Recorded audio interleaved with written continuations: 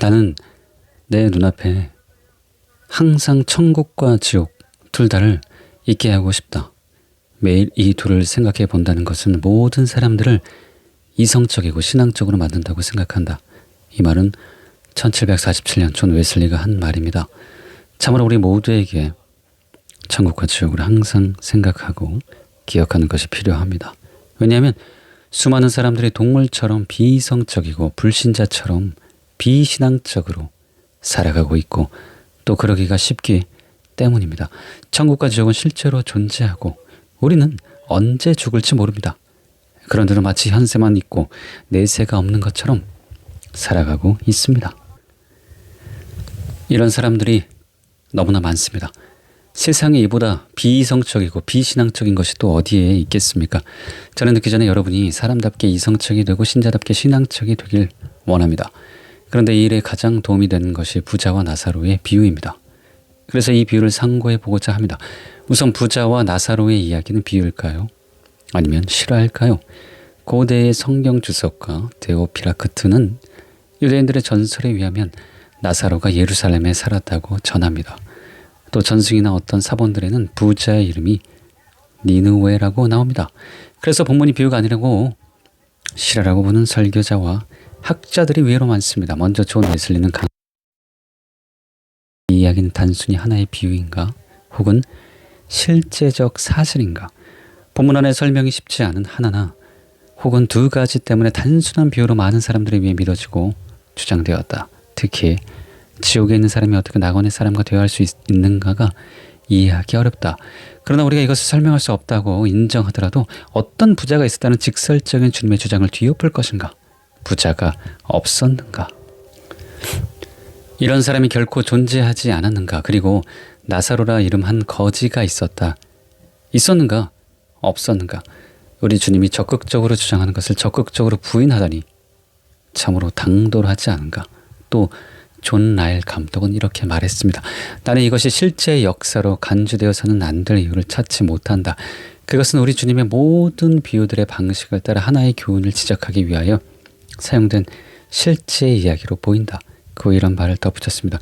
몇몇 교부들은 거지의 이름은 나타나 있지만 부자의 이름이 나타나 있지 않은 사실에 주의를 기울인다. 그것은 부자의 이름은 생명책에 기록되지 않았는데 나사로의 이름은 생명책에 기록된 사실을 함축하는 것으로 생각된다. 이러한 경우에 있어서 부자의 이름을 밝히는 것은 매우 불쾌한 일이며 그의 친척들과 친구들의 기분을 상하게 하는 것이라는 사실을 염두에 두는 것이 좋을 것이다. 추가 설명을 들으니 더 그럴듯하죠. 또 우리 모두가 존경에 맞지 않는 케네스 해긴 목사님도 거듭 이렇게 말했습니다. 이것은 비유가 아닙니다. 왜냐하면 예수님께서 한 부자가 있어 자색옷과 고운 베옷을 입고 날마다 호화롭게 즐기더라. 그런데 나사로라 이름한 거지가 헌데투성이로 그의 대문 앞에 버려진 채라고 말씀하셨기 때문입니다.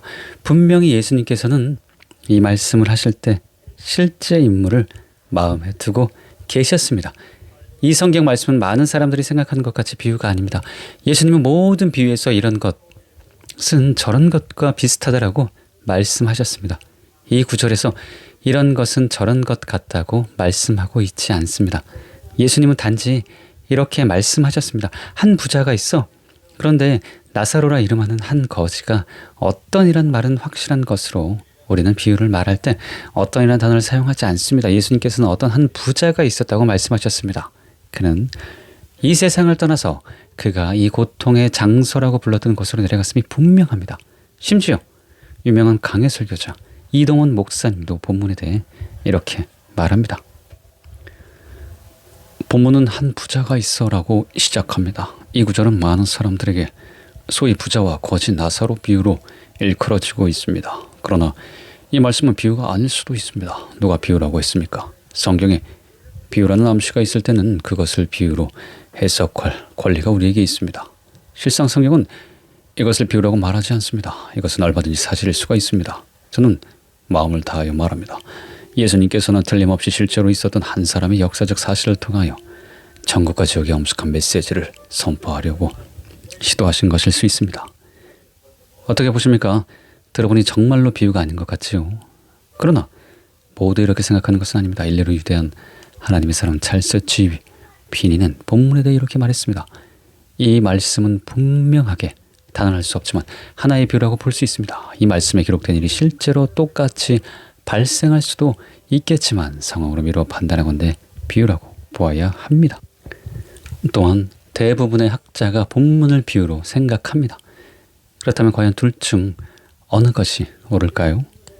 저는 단지 둘 중에 하나가 아니라 데럴벅의 주장에 동의합니다. 이 이야기는 전문적인 의미에서 과연 비유인가? 어떤 학자들은 이 이야기에는 비유의 특징을 드러내는 표지들이 없다고 말한다. 왜냐하면 비유는 현실에서 반복적으로 일어나는 현상들을 끌어와서 일상생활 속의 대상들이나 사건들을 비교하기 때문이라는 것이다. 다음 두 가지 문제들은 이 이야기가 지닌 이와 같은 특성을 지지해준다. 첫째, 이 이야기는 비유라고 명백하게 불리지 않는다. 또한 이 이야기는 비유라고 암시해주는 표현으로 비교한다는 머릿말로 시작되지 않는다. 그렇지만 이와 같은 관점이 이 이야기가 비유가 아니라고 결정적으로 입증해주는 것은 아니다. 왜냐하면 어떤 비유들에는 이와 같은 머릿말이 나타나지 않기 때문이다. 둘째, 다른 비유들과는 달리 이 이야기는 등장하는 사람들의 이름이 언급된다. 반면에 다른 비유들에서는 등장인물의 이름이 소개되지 않거나 또는 종이나 청지기와 같은 일방적인 명칭으로 언급된다.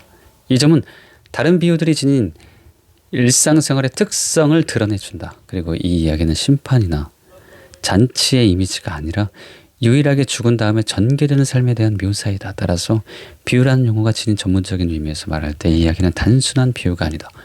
선한 사마리아 사람, 어리석은 부자 및 바리새인과 세리에 대한 이야기와 더불어 린네만은 이 이야기를 예화라고 부른다. 이 중 선한 사마리아 사람에 대한 이야기는 비유라고 공식적으로 인정할 수 있는 머리말이 언급되지 않는다.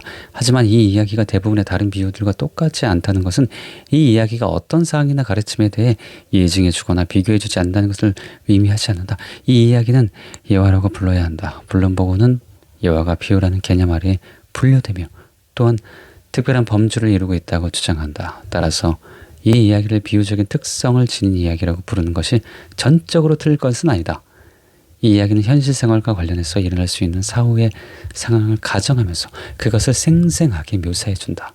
그러면서 현실의 상황과 사후의 상황을 비교하면서 교훈을 제시해준다. 이 이야기는 실질적으로 일어나는 어떤 한 가지 사건이 아니라 어떤 대표적인 사건에 대해 묘사해준다. 또한 이 이야기는 본받지 말아야 할 행위에 대해 세부적인 가르침이 들어있다. 이 이야기를 한 가지 예화라고 부르는 것은 죽은 다음의 삶에 대한 이 이야기의 세부 내용이 반드시 사후세계에서 실질적으로 일어나는 것을 구체적으로 묘사하는 것이 아니라는 것을 암시해준다. 오히려 죽은 다음의 삶에 대해 그림을 보여주듯이 생생하게 묘사해 준다는 것을 넌지시 알려준다. 브루스 바스톤도 이와 견해가 같습니다. 우연하게도 이 사람은 예수님이 이야기 속 인물의 이름을 구체적으로 밝히신 유일한 경우에 속한다. 혹은 이것을 통해 예수님이 이야기가 비유라는 사실을 밝히시지 않았기 때문에 실제 역사적인 사건이라고 주장하였다. 그러나 선한 사마리아인의 비유와 어리석인 부자의 비유처럼 이것은 역사적인 사건이라기보다 예화일 가능성이 더 높다. 또 데럴복은 그 후에 자기 주장을 뒷받침해주는 이런 말을 했습니다. 헬라어 본문에서 이 이야기는 16장 1절에서 어떤 약삭빠른 청지기에 대한 비유와 같은 방식으로 소개된다. 또 어떤 부자가 있었다.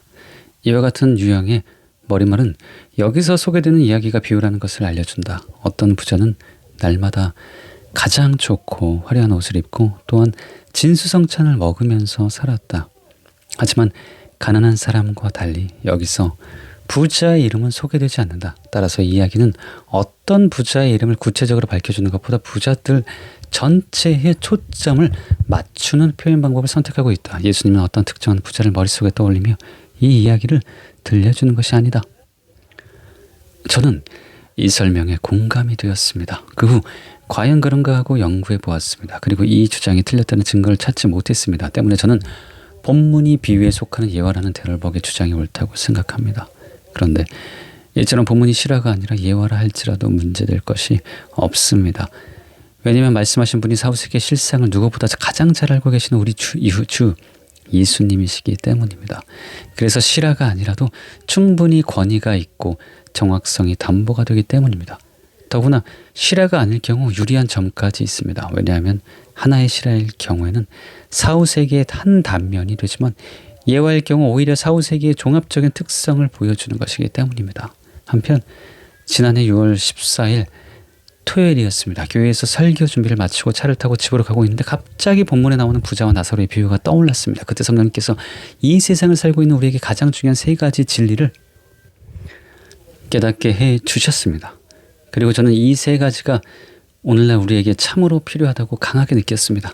여러분, 작금의 현실을 생각해 보십시오. 많은 사람들이 이 세상이 전부라고 생각합니다. 마치 이성 없는 짐승처럼 육신의 정욕, 안목의 정욕, 이생의 자랑을 추구하며 살아가고 있습니다.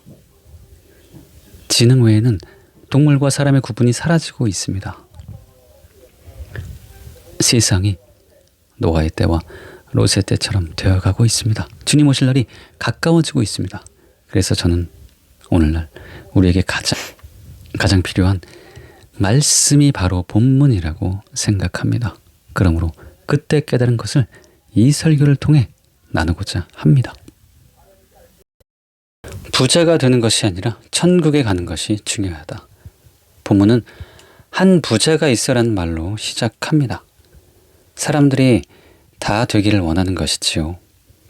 그는 자색 옷과 고운 베옷을 입고 살았습니다. 아마도 자색 옷으로 번역한 포르피라는 겉옷을 가리킬 것입니다. 이 옷은 달팽이들부터 얻은 염료로 물들였고 매우 비쌌습니다. 또 고운 베옷으로 번역한 비소스는 속옷을 가리킬 것입니다. 이 옷도 가장 곱고 비싼 옷으로 이집트에서 수입한 값비싼 네이였습니다. 한마디로 부자는 데이비드 이 갈란드가 말한 대로 왕이나 입을 만한 옷을 입고 살았습니다. 또 부자는 날마다 잔치를 벌였습니다. 그 당시 결혼식 때나 잔치를 벌였습니다. 그러나 부자는 아마도 식도락가로서 날마다 잔치를 벌이고 살았습니다. 누가복음 12장에서 나온 어리석은 부자의 비유에 보면 그 부자의 마지막 바람은 먹고 마시고 즐거워하자였습니다. 본문에 나오는 부자도 그와 판박이옵니다. 때문에 루키아누스는 이 모든 좋은 것을 실컷 먹으면서 트림하고 초대한 손님들의 축하를 받으며 쉼없이 잔치를 벌이는 사람으로 부자를 묘사했습니다. 그런데 그의 집 대문에는 부자와 완벽하게 대조를 이루는 나사로라는 거지가 버려져 있었습니다. 아마도 나사로는 다리를 절었을 것입니다. 또한 사람들이 들것에 실어서 부자의 대문 곁에 내려놓았을 것입니다. 왜냐하면 버려진 채 헬라어 에헤블레토는 사람이 너무 아파 스스로 움직이지 못하는 것을 암시하기 때문입니다. 또 이 단어는 나사로가 다리를 절거나 아니면 적어도 배가 고파 움직일 수 없다는 것을 암시합니다. 다음 구절에 나오는 개들이 와서 나사로의 헌대를 핥았다는 것도 이것을 뒷받침해 줍니다. 왜냐하면 나사로에게 개들을 피하거나 쫓을 힘조차 없었다는 것을 보여주기 때문입니다. 또한 나사로의 몸은 헌대투성이었습니다. 상처와 종기 투성이었습니다. 그러나 나병 환자는 아니었습니다. 나병 환자는 공개적인 장소에서 구걸할 수 없었기 때문입니다. 나사로는 이런 비참한 상태로 부자의 대문 앞에 버려져 있었습니다. 그런데 대문으로 번역한 필로는 대체로 성읍, 성전, 왕궁의 출입문을 가리키는 데 사용됩니다. 이것은 부자가 궁궐 같은 대저택에 살고 있었다는 것을 보여줍니다. 이 비유가 보여주는 이미지는 하나의 그림과 같습니다. 부자는 대저택에서 날마다 큰 잔치를 벌이고 즐거워합니다. 반면에 다리를 저는 거지 나사로는 부자의 대저택 밖에서 음식 부스러기를 기다리며 그것으로 배를 채우기 위해 안간힘을 쓰고 있었습니다. 완전히 대조적이지요.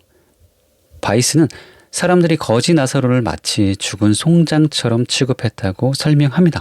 마치 없는 사람처럼 여겼습니다. 부자와 그의 동료들은 부스러기를 조금씩 던져주는 것 외에는 이 거지를 전혀 돕지 않았습니다. 때문에 부자가 자선행위를 하지 않았다는 것이 나오지 않는다고 보는 것은 잘못입니다. 따라서 부자에 대한 토머스 알 슈라이너의 평가는 지극히 정당한 것입니다. 사치스러운 생활로 하루하루를 보내는 이 부자는 자기 집 대문 앞에서 나사로라는 가난한 사람을 매일 본다. 그는 바로 앞에 고통을 당하고 있는 비참한 사람들을 날마다 무시하고 지나친다는 점에서 선한 사마리아인의 뒤에 나오는 제사장 레위인과 비슷하다. 한편 오늘날 많은 사람들이 드라마를 보거나 어떤 이야기를 들을 때 극적인 역전을 기대합니다. 그러나 본문에서는 그런 일이 일어나지 않습니다.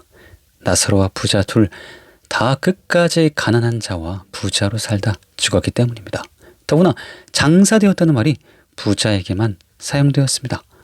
이에 그 거지가 죽어 천사들에게 받들려 아브라함의 품에 들어가고 부자도 죽어 장사되매. 로마인들과 유대인들은 서로 이유는 달라도 매장을 중요하게 여겼습니다. 특히 유대 전통에서 매장하지 않는 것은 썩은 고기를 찾아다니는 동물의 먹잇감으로 내버려지는 것으로 하나님의 저주를 받는 것과 동일시했습니다. 그런데 부자와 달리 나사로는 매장한 것이 나오지 않습니다. 부자는 죽을 때도 명예로웠으나 나사로는 끝까지 수치를 당했습니다. 그러나 그럼에도 불구하고 역전이 일어나지 않은 것이 아닙니다. 왜냐하면 현세에는 역전이 없었지만 사후에 가장 극명하고 영원한 역전이 일어났기 때문입니다. 이에 그 거지가 죽어 천사들에게 받들려 아브라함의 품에 들어가고 부자도 죽어 장사되매 그가 음부에서 고통 중에 눈을 들어 멀리 아브라함과 그의 품에 있는 나사를 보고 불러 이르되 아버지여 아브라함이여 나를 긍휼히 여기사 나사로를 보내서 그 손가락 끝에 물을 찍어 내 혀를 서늘하게 하소서. 내가 이 불꽃 가운데 괴로워하나이다. 참으로 엄청난 반전이지요. 여기서 많은 학자들이 음부에 있는 부자와 낙원에 있는 아브라함이 서로를 보고 대화를 주고받았다는 것을 이상하게 여깁니다. 그러나 이것은 이상한 것이 아닙니다. 왜냐하면 제2성전기에 유대인들은 의인과 악인이 각각 자신들이 있는 곳에서 상대편을 볼 수 있고 상대편을 보면서 기쁨과 고통이 각각 증대하게 된다고 믿었기 때문입니다. 또 이것은 예화이므로 토마스 알 슈라이너의 주장이 옳을 가능성이 더 높습니다. 이 비유의 모든 요소가 미래 세계를 묘사하는 것은 아니다. 여기서 보듯이 위인과 악인 간의 대화가 있을 가능성은 희박하다. 아브라함과 부자 사이의 대화는 예수님이 이 비유에서 말씀하시려는 요점을 전달하는 강력한 방식이다. 아무튼 유대인들은 죽은 자의 영혼이 육체의 죽음 이후 최후 심판 이전까지 중간 상태인 음부에 거한다고 믿었습니다. 거기서 서로 분리되어 최후 심판 때까지 벌과 보상을 경험한다고 생각했습니다. 그러나 최후 심판 전이므로 나사로나 부자 누구도 최후의 상태가 아닙니다. 단지 최종 상태를 미리 맛보고 있을 뿐입니다. 또 예수님은 나사로가 죽은 후 천사들의 안내를 받아 아브라함의 품에 들어갔다고 말씀하셨습니다. 여기서 아브라함의 품에 들어가고는 속담적인 표현입니다. 그것은 믿는 유대인들이 죽은 후에 가는 장소를 뜻합니다. 또 유대인의 조상이요 하나님을 경외했던 아브라함과 죽은 후에 같이 있게 된다는 것은 그들이 천국에 갔다는 것을 뜻합니다. 다음 구절이 그 증거입니다. 또 너희에게 이르노니 동서로부터 많은 사람이 이르러 아브라함과 이삭과 야곱과 함께 천국에 있으려니와 너희가 아브라함과 이삭과 야곱과 모든 선지자는 하나님 나라에 오고 오직 너희는 밖에 쫓겨난 것을 볼 때 거기서 슬피 울며 이를 갈리라. 이처럼 나사로는 죽은 후에 천국에 갔습니다. 그러나 부자는 예비 지옥인 음부에 갔습니다.